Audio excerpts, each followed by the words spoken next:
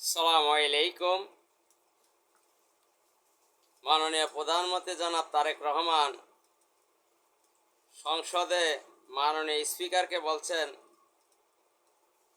মাননীয় স্পিকার, এই যে চেয়ারটি দেখছেন, আমি যে চেয়ারটিতে বসছি, এই চেয়ারটি কঠিন একটি চেয়ার। মাননীয় প্রধানমন্ত্রী বলছেন এখান থেকে আগুনের তপ্ত বের হচ্ছে, আমি অনুভব করছি।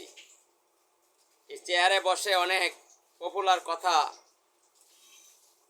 বলা যায়, কিন্তু পপুলার বললেই সেরা হওয়া যাবে না। মাননীয় প্রধানমন্ত্রী তার অনুতপ্ত হয়েছে, তিনি বুঝতে পেরেছেন তিনি রাজনীতিতে এখন একটু পাকাপোক্ত হয়েছেন।